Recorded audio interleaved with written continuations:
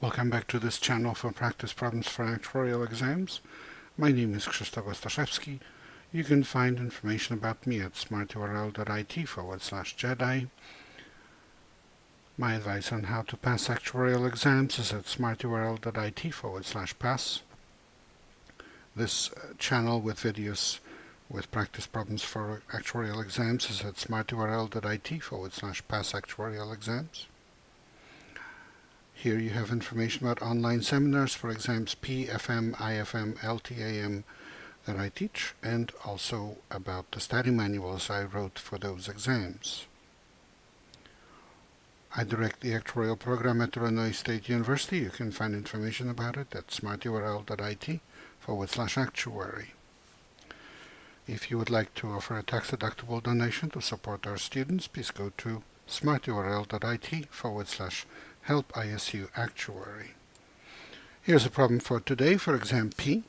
An actuary studied the likelihood that different types of drivers would be involved in at least one collision during any one-year period.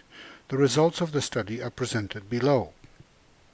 We have four types of drivers: teen, young adult, midlife, and senior.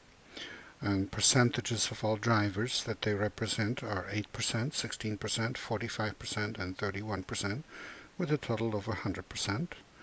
And probability of at least one collision for teen drivers is 0.15, for young adult drivers is 0.08, for midlife drivers is 0.04, and for senior drivers is 0.05.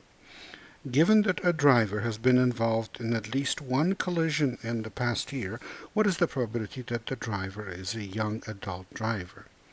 So when you look at this problem, you should be actually able to tell immediately that this is a question asking you to use the Bayes theorem, because you are given that a driver is a teen, the probability of having at least one collision is 0.15. Given that the driver is a young adult, the probability of having at least one collision is 0.08.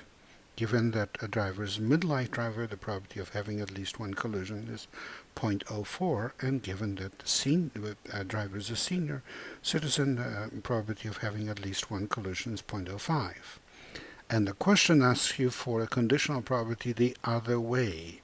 Given that a person is in at least one collision in the past year, what is the probability that the person is in a specific group of these four? You can see that these four groups form a partition of the whole probability space, and we are given conditional probabilities one way, and we are asked to find conditional probability the other way. And whenever you have this flip-flop of conditional probabilities, given one way and find it the other way, the question is always about using the Bayes theorem. So this is what you need to know. When you look at this, you know immediately what to do.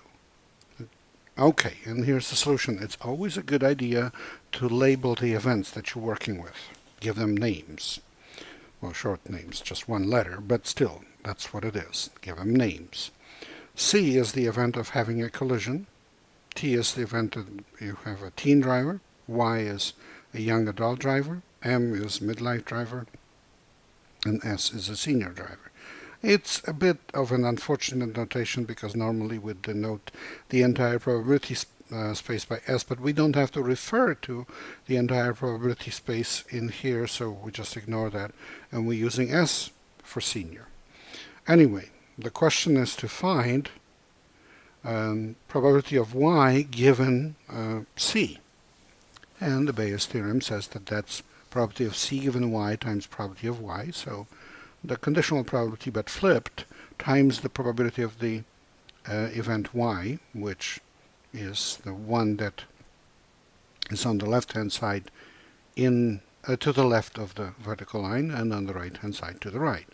So they're flipped. And at the bottom you have the same thing as at the top, but for all pieces of the partition, and those pieces are T, Y, M, and S. So exactly, the denominator has exactly the same thing as the numerator, but for all pieces of the partition, and then added up. And now every single piece in that right-hand side is given in the problem. Probability of C given Y is 0.08, probability of Y is 0.16, Probability of C given T is 0.15. Probability of T is 0.08. Again, we have 0.08 times 0.16, which is the numerator.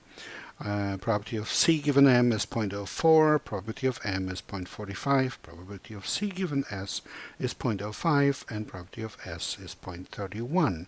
So we plug it all in, calculate it, and we get approximately 0.2196, which is answer D. Please remember, this is copyrighted material. The problem itself belongs to the Society of Actuaries. The solution is mine. Good luck in your studies and good luck on the test.